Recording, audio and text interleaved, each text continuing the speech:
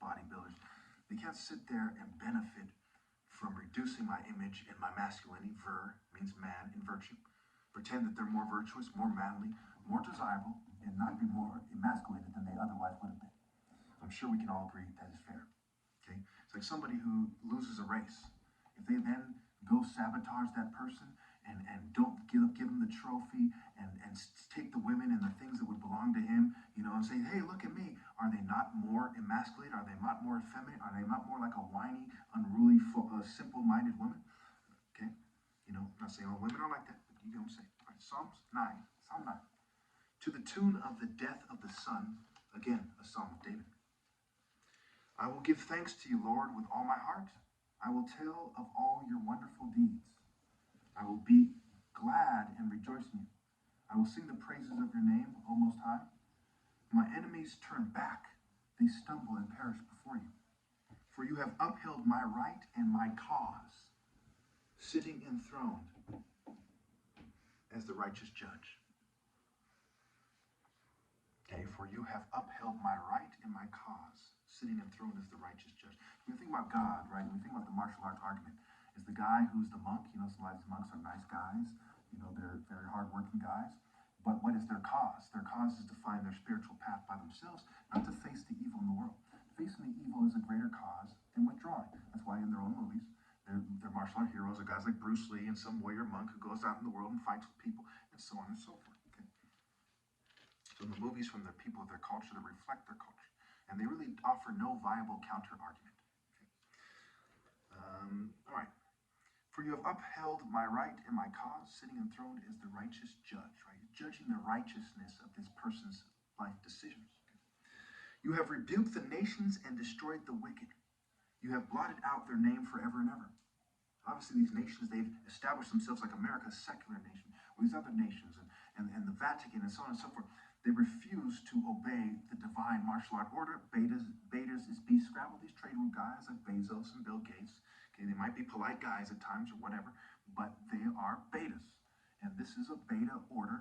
And you see the gender-neutral people, the colleges, the Greek societies, effeminate people like Skull and Bones. These guys are basically sissy fraternity, lacking virtue and masculinity types of people, okay, who are benefiting from the poisoning of me to kind of confuse you about my nature and so on and so forth. All right. Endless ruin has overtaken my enemies. You have uprooted their cities. Even the memory of them has perished. Okay, so obviously people kept going on after Psalms 9. Why did they put it in the Bible? Why did this guy write it? Because he's talking about spiritually, right? These guys keep breeding toward evil, and endless ruin has overtaken them. This goes back to the video I made before. It was like Psalm 7. It's talking about, being pregnant with evil, and it bringing on ruin, and so on and so forth. And the children and the infants declaring God's praise and P-raise are connected. Okay. See how the wordplay couldn't possibly be a coincidence? It keeps coming up again and again in various words, gospel, gospel, we can go on. When I looked it up on Bible study tools, it said atonement literally at one meant, meaning mind. Also a tone meant, meaning mind, right? Alpha tone. And of course, that's part of why they gave Jesus vinegar. They put a crown on his head. He was fasting. He was weak. He's out of shape. And they made him white with long hair. And they made him like the Serapis cults and the cults in the Greco-Roman place. And the Greeks, of course, translate the Bible. The Romans, the Council of Nicaea in 325 AD or so. And Nicaea is in France. And has to do with Romans and Paris and Serapis. And we can go on and on about the wordplay and the connections that are very obvious and unavoidable. That they must be the case when we look at the abundance of evidence. All right. Of course, I'm just telling you the truth, how it is.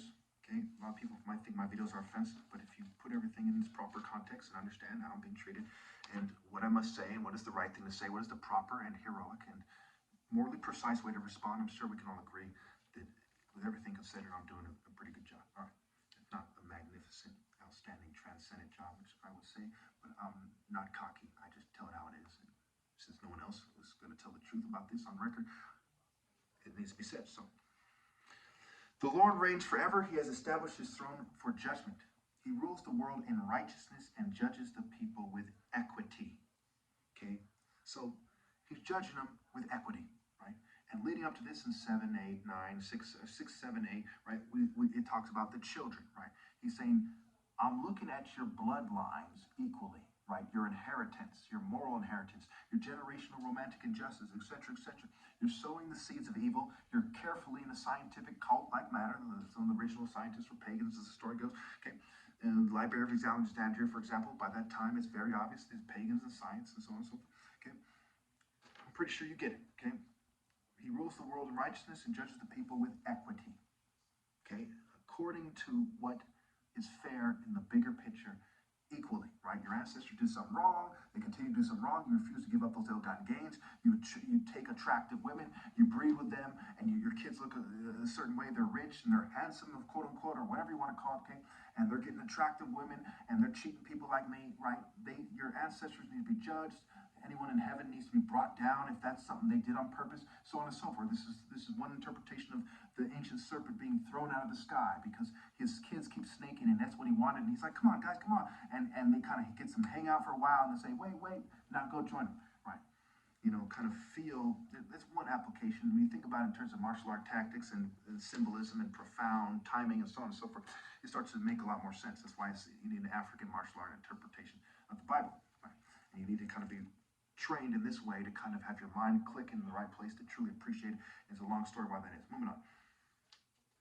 The Lord is a refuge for the oppressed. So I just said the Lord reigns forever. He has established his throne for judgment. He rules the world in righteousness and judges the people with equity. The Lord is a refuge for the oppressed and a stronghold in times of trouble. Those who know your name trust in you. For you, Lord, have never forsaken those who seek you. This is very interesting. You say, well, what about in the future when they seek you? Now listen very carefully. The answer to that is very simple. I give you Proverbs 8:20. I walk in the way of righteousness along the paths of justice. So how do you seek him? Right? He says, well, I'm seeking him. Well, you're not walking in the way of righteousness along the paths of justice, right there in Proverbs 8:20. If you're really serious about being a Christian, for example, wouldn't you read Proverbs? I mean, it kind of has this name that kind of transcends the title of every other book in the Bible, Proverbs, right? This wise sayings, right? And it talks about how you use it to understand Proverbs and parables in Proverbs 1. Okay. Proverbs 14:8. The wisdom of the prudent, right? They're diligent, they're prudent, they're working hard, working 18-hour days or whatever. They're working hard and efficiently. The wisdom of the prudent is to give thought to their ways, but the folly of fools is deception. If you're deceiving yourself about who you are, what time period you live in, and so on and so forth, okay? How could you be walking along the path of justice, walking the way of righteousness along the path of justice? A lot of you say, well, what if somebody did want to do this so bad? Well, they're bred to be evil. What if a snake wants to fly so bad? That's just the way it is. Their ancestors, their forefathers have sealed them in. They were so heartless every generation that they're the types of people in secret societies, for example, to calculate them being sealed in without any care for God or minimal care, and certainly not enough care for them to keep the gate open, for them to treat me fairly, for them to allow me to continue and to name a successor in truth. I can only rule against them now because they're sabotaging. We can go on. And of course, obey, and obey. It's a long story. Moving on. All right.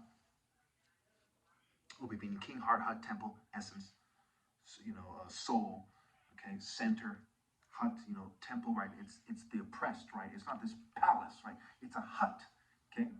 Different than King Solomon, he's a womanizer, and he spends all his money, elaborate stuff, and he gets brought down because he didn't have that humility, right? Going back to Psalms 45. Anyway, so those who know your name trust in you, for you, Lord, have never forsaken those who seek you with all of their heart.